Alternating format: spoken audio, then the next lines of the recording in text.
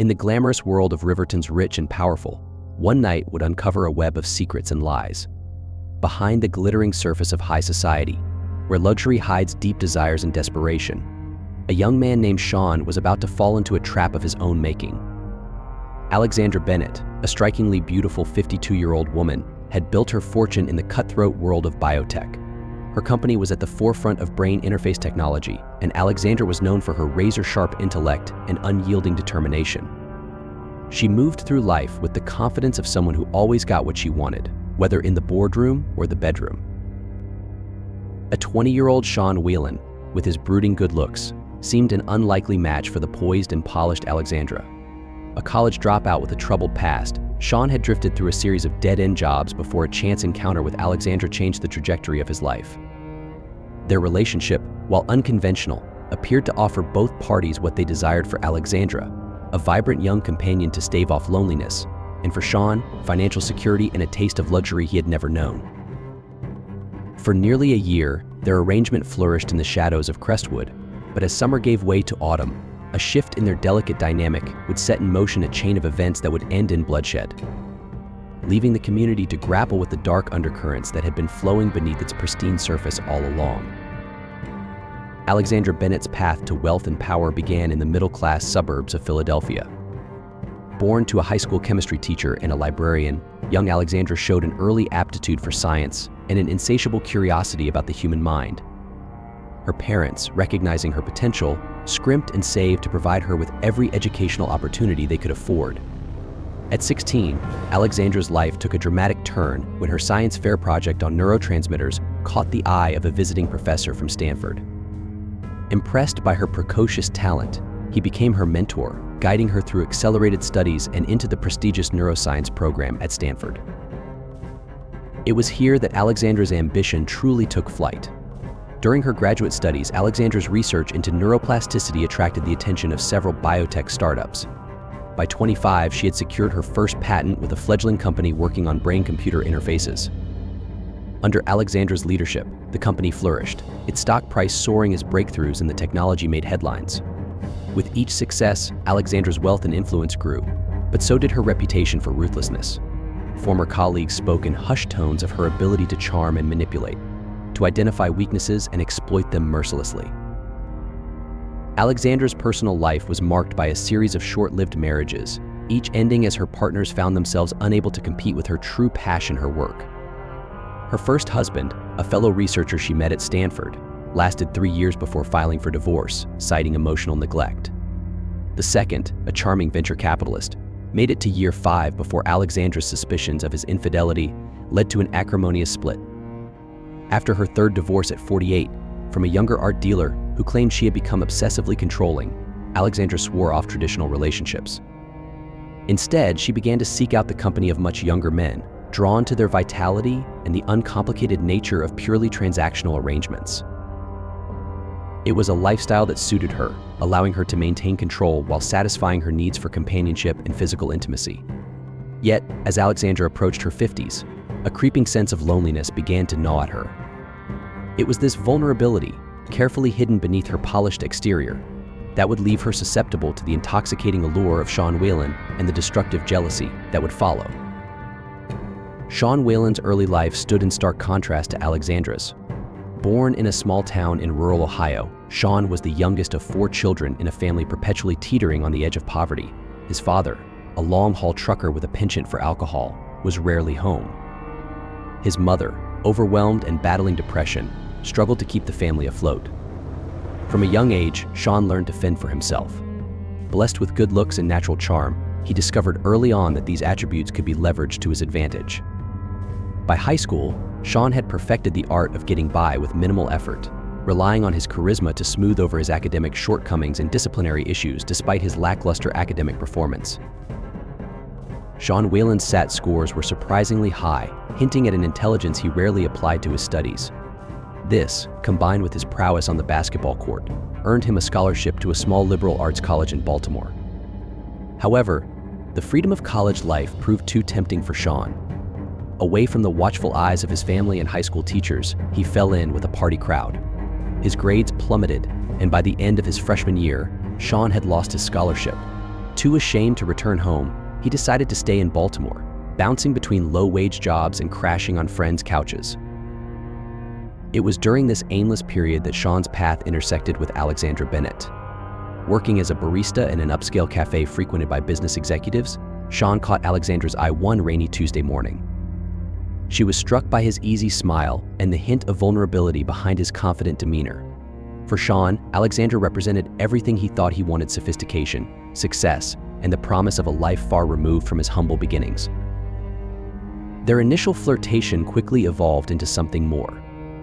Alexandra, intrigued by Sean's raw potential and eager to shape him into her ideal companion, offered him a proposition: she would provide him with financial support, introduce him to her world of luxury and refinement, in exchange for his exclusive companionship. Faced with mounting debts and dwindling prospects, the offer seemed too good to refuse. Seizing the opportunity, Alexandra invited him as her guest, her tone making it clear that this was more than a casual invitation. The gallery opening marked the beginning of Sean's induction into Alexandra's world. She arrived at his shabby apartment, presenting him with a tailored suit that fit him perfectly. As they moved through the event, Alexandra expertly guided Sean, whispering explanations about the art and introducing him to her circles as her young protege. For Sean, the evening was intoxicating. He found himself easily slipping into the role of the charming, artistic young man, feeding off the approving glances and engaging conversations with Alexandra's peers. As the night wore on, the attraction between them grew palpable, culminating in a passionate encounter back at Alexandra's penthouse. In the afterglow, Alexandra laid out her proposition. She would provide Sean with a generous monthly allowance, pay for his education if he chose to return to college, and introduce him to opportunities he could only dream of. In return, she expected his companionship, discretion, and exclusivity. Sean, seeing a chance to reinvent himself and escape his directionless existence, agreed without hesitation. The following months were a whirlwind for Sean. Alexandra moved him into the guest house on her estate, replacing his wardrobe with designer labels and introducing him to the finer things in life. She enrolled him in art appreciation classes, hired a personal trainer to hone his already impressive physique, and taught him the nuances of wine tasting and fine dining. Alexandra took immense pleasure in molding Sean, viewing him as both a project and a prized possession. She reveled in the envious glances they received when they attended events together, proudly showing off her attractive young companion. For Sean, the relationship offered security and excitement in equal measure. He threw himself into his new role with enthusiasm, eager to prove his worth and maintain the lifestyle to which he was quickly becoming accustomed. Their physical relationship was passionate and adventurous, with Alexandra introducing Sean to experiences he had never imagined. She pushed his boundaries, always maintaining control, a dynamic that spilled over into other aspects of their relationship. As summer turned to fall, Alexandra and Sean settled into a rhythm of lavish vacations, social events, and intimate evenings at home. To the outside world, they appeared to be an unconventional but happy couple. However, beneath the surface, the seeds of codependency and obsession were taking root, setting the stage for the turmoil that was to come. The delicate balance of Alexandra and Sean's relationship began to shift with the arrival of Aria Thornton, a 20-year-old art history major at the local university. Aria entered their lives innocuously enough as a part-time docent at the Museum of Modern Art. Sean first encountered Aria during one of his frequent visits to the museum, a habit encouraged by Alexandra to further his art education. Aria Thornton was leading a tour group, her passion for the artwork evident in her animated descriptions and insightful commentary. Sean found himself drawn to her enthusiasm, so different from Alexandra's calculated appreciation of art as a status symbol. After the tour, Sean approached Aria, engaging her in a discussion about the exhibition. Their conversation flowed easily, punctuated by shared laughter and a palpable sense of connection. For the first time in months, Sean felt truly seen for who he was rather than as an extension of Alexandra. Aria, with her vibrant style and infectious laugh, represented everything that Alexandra was not. Where Alexandra was polished and restrained, Aria was spontaneous and expressive. Her youth and energy resonated with Sean, reminding him of the pure relationships he had sacrificed for his arrangement with Alexandra. Over the next few weeks, Sean found himself visiting the museum more frequently, always managing to time his visits with Aria's shifts. Their friendship blossomed quickly, bonding over shared interests in art, music, and philosophy. Arya introduced Sean to her world of college parties, indie film screenings, and late-night discussions in 24-hour diners. For Sean, these interactions with Arya and her friends were a breath of fresh air. He rediscovered parts of himself that had been suppressed in his relationship with Alexandra, including his own artistic aspirations. Arya encouraged him to pursue his interest in photography, even gifting him a vintage camera she had found at a flea market. As Sean spent more time with Arya, he began to question the nature of his relationship with Alexandra. The stark contrast between the genuine connection he felt with Arya and the transactional nature of his arrangement with Alexandra became increasingly apparent. He found himself manufacturing excuses to spend time away from the estate, his thoughts constantly drifting to Arya. Unbeknownst to Sean, his changing behavior and growing distraction had not gone unnoticed by Alexandra. Her keen instincts, honed by years of corporate maneuvering, sensed a shift in their dynamic. As Sean pulled away, Alexandra's determination to maintain control over him only intensified, setting the stage for the conflict that would ultimately lead to tragedy. The first signs of trouble were subtle. Alexandra noticed Sean checking his phone more frequently, his face lighting up at certain messages. He began to spend more time at the museum, citing a newfound passion for temporary art. While Alexandra initially encouraged this interest, a nagging suspicion began to take root in her mind. One evening, as they prepared for a charity gala, Alexandra casually asked about Sean's day at the museum. His response was enthusiastic, filled with details about a new exhibition, but it was the mention of Arya, the incredibly knowledgeable docent, that caught Alexandra's attention. The way Sean's eyes sparkled as he spoke of her set off alarm bells in Alexandra's head. Determined to uncover the truth, Alexandra began to monitor Sean more closely. She installed a GPS tracker on his phone under the guise of a security upgrade and hired a private investigator to follow him during his outings. The reports she received confirmed her worst fears. Sean was spending considerable time with a young woman, their body language indicating a clear attraction. As evidence of Sean's growing connection with Arya mounted, Alexandra's jealousy festered. She oscillated between icy detachment and clingy desperation, her moods becoming increasingly unpredictable. One moment she would shower Sean with expensive gifts, the next, she would subject him to passive-aggressive comments and veiled threats. Alexandra's behavior began to affect her professional life as well. She became distracted during important meetings, snapping at employees for minor infractions. Her assistant noticed an increase in her alcohol consumption, often finding empty wine bottles in her office trash. Unable to contain her suspicions any longer, Alexandra confronted Sean after a particularly late night out. She demanded to know where he had been, accusing him of betraying her trust. Sean, caught off guard, attempted to downplay his friendship with Arya, insisting that Alexandra was overreacting. The argument escalated quickly, with Alexandra reminding Sean of everything she had done for him and insinuating that he owed her his loyalty. This confrontation marked a turning point in their relationship. Sean, feeling trapped and resentful of Alexandra's possessiveness, began to withdraw further. He became more guarded with his phone, careful not to mention Arya, and inventing elaborate excuses for his absences. Alexandra, driven by her growing paranoia, intensified her efforts to control Sean. She insisted on accompanying him to art events, her possessive body language sending a clear message to anyone who approached them. She surprised him with impromptu visits to the museum, her sharp eyes scanning for any sign of the young docent who had captured Sean's attention. As the weeks wore on, the emotional chasm between Alexandra and Sean widened. Their once passionate encounters became mechanical, tinged with an undercurrent of resentment.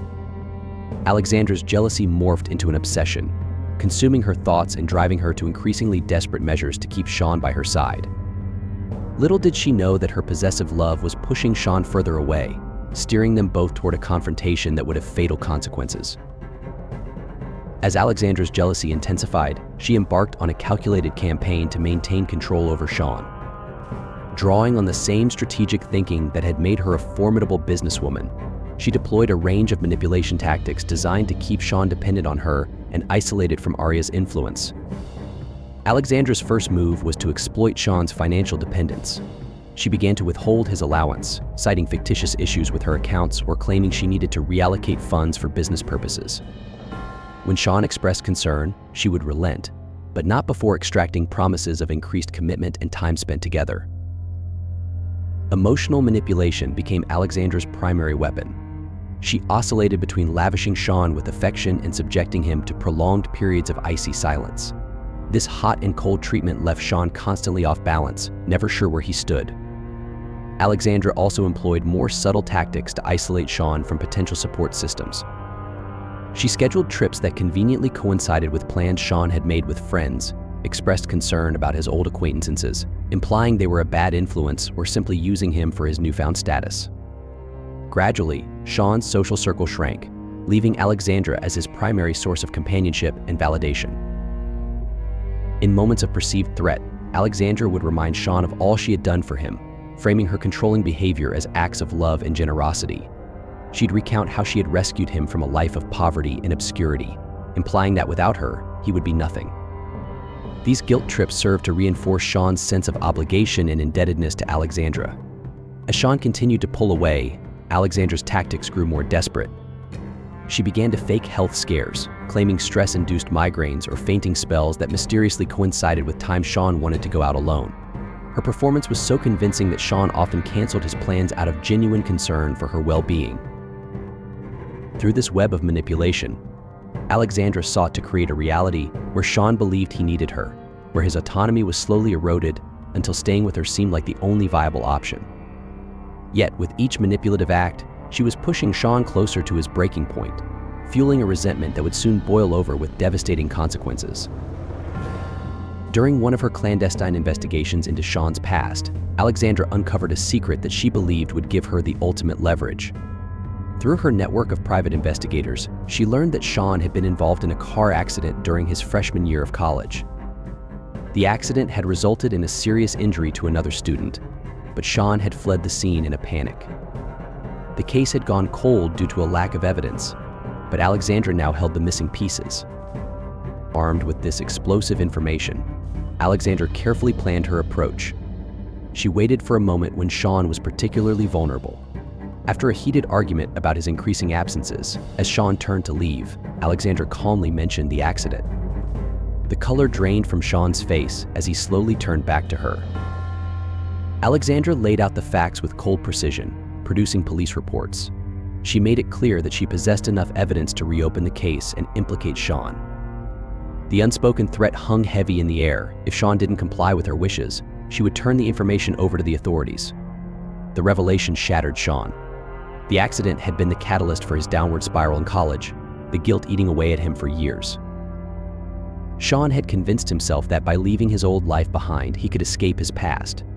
Now that illusion was cruelly stripped away. Alexandra pressed her advantage, presenting Sean with a choice: he could recommit to their relationship, cut all ties with Arya, and follow Alexandra's rules to the letter, or she would expose his secret, ruining his life and possibly sending him to prison. Trapped and desperate, Sean initially agreed to Alexandra's demands. He stopped visiting the museum, ignored Arya's increasingly worried messages, and became a virtual prisoner in Alexandra's gilded cage.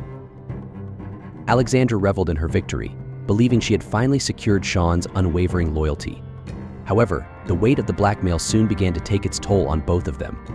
Sean became withdrawn and depressed, his once vibrant personality dulled by the constant stress of living under threat. He went through the motions of their relationship, but the spark that had initially drawn Alexandra to him was extinguished. Alexandra, for her part, found that her victory left her feeling hollow. The passionate, challenging young man she had fallen for was replaced by a submissive shell. She vacillated between guilt over her actions and frustration at Sean's listlessness. As weeks passed, the tension in the household became unbearable. Sean's resentment simmered just below the surface, while Alexandra's paranoia grew. She became convinced that Sean was plotting against her, looking for a way to neutralize her leverage. The situation was untenable, a powder keg waiting for a spark. That spark came in the form of a chance encounter that would push Sean to his limits and set in motion the final, fatal confrontation between him and Alexandra. The catalyst for the final confrontation came on a crisp autumn evening. Alexandra had dragged Sean to a gallery opening, parading him before her peers like a prized possession. As they moved through the crowd, Sean's eyes locked with a familiar face across the room. It was Arya, looking striking in a vintage dress. Her presence was a stark reminder of the freedom and genuine connection he had lost. Before Alexandra could react, Sean mumbled an excuse and fled the gallery. He found himself wandering the streets, his mind racing. The chance encounter with Arya had awakened something in him, a fierce desire for freedom, a reminder of the person he once was and could be again. When Sean finally returned to the estate in the early hours of the morning, he found Alexandra waiting for him, her face a mask of cold fury. The argument that ensued was unlike any they had before. Sean, emboldened by his realization and no longer willing to be controlled, confronted Alexandra about her manipulation and blackmail. Alexandra, sensing she was losing her grip on Sean, resorted to her final play. She reminded him of the evidence she held, threatening not only to expose his past but to use her influence to destroy any future he might hope to have.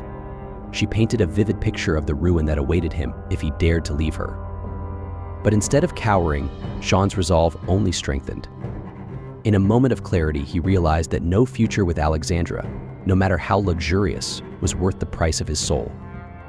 With a calmness that belied the turmoil within him, Sean told Alexandra that he was leaving regardless of the consequences. Alexandra, faced with the reality of losing Sean despite her best efforts, snapped. What happened next would shock the community and change both their lives forever.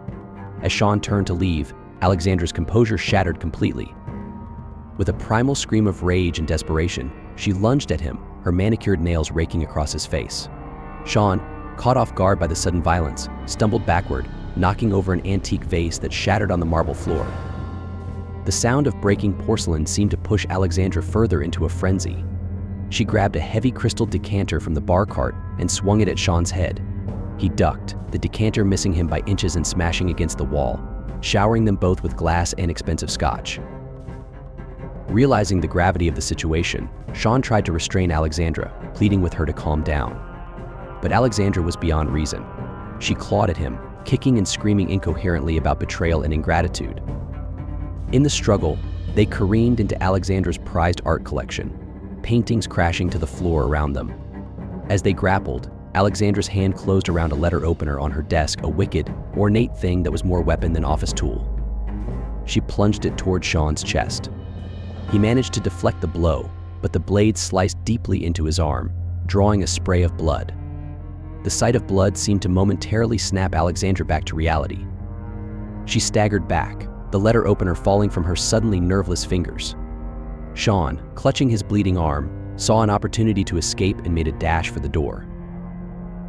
But Alexandra, in a final desperate act, grabbed his injured arm, yanking him back with surprising strength. Sean, acting on pure instinct and adrenaline, shoved her away hard. Alexandra stumbled backward, her heel catching on the rug. Time seemed to slow as she fell, her head striking the corner of the heavy marble fireplace with a sickening crack. Alexandra crumpled to the floor, a pool of blood quickly spreading beneath her hair. Sean stood frozen, his mind struggling to process what had just happened. The room, so recently a scene of chaos, was suddenly terribly still. With trembling hands, Sean checked for a pulse, finding none. The realization hit him like a physical blow. Alexandra was dead, and his life as he knew it was over. In a daze, he stumbled out of the house into the cool night air, leaving behind a scene of destruction that would soon become the center of a sensational investigation. The grisly discovery was made by Alexandra's housekeeper, Elodia Ramirez, early the next morning. Her screams upon finding her employer's lifeless body shattered the tranquil morning silence of Riverton, bringing neighbors running and prompting a flurry of calls to 911. Detective Lydia Blackwell, a veteran of the Riverton Police Department's Homicide Division, arrived at the scene within the hour. The opulent living room, now a tableau of violence, told a story of a fierce struggle. Broken glass crunched under her feet as she made her initial survey, noting the overturned furniture, shattered artifacts, and the smears of blood that led to Alexandra's body by the fireplace. As crime scene technicians swarmed the house, Detective Blackwell began piecing together the events of the previous night. Security camera footage showed Sean fleeing the premises in the early hours of the morning, his shirt stained with blood. His swift disappearance made him the prime suspect, and an all-points bulletin was issued for his arrest. As the investigation progressed, a more complex picture began to emerge. Interviews with staff and acquaintances revealed the tumultuous nature of Alexandra and Sean's relationship. Several witnesses reported hearing frequent arguments and expressed concern about Alexandra's increasingly erratic behavior. A breakthrough came when detectives discovered Alexandra's hidden files detailing her investigation into Sean's past. The evidence of blackmail added a new dimension to the case, suggesting that Sean might have been acting in desperation rather than cold-blooded murder. Meanwhile, Sean remained at large. Sightings were reported across the state, but he managed to elude capture. The turning point in the investigation came from an unexpected source, Aria Thornton. Racked with guilt over her role in the events, Aria came forward with crucial information. She provided investigators with text messages and voicemails from Sean documenting Alexandra's escalating behavior and his growing fear. Aria's testimony painted a picture of Sean as a victim of manipulation and abuse, trapped in a gilded cage by Alexandra's wealth and threats.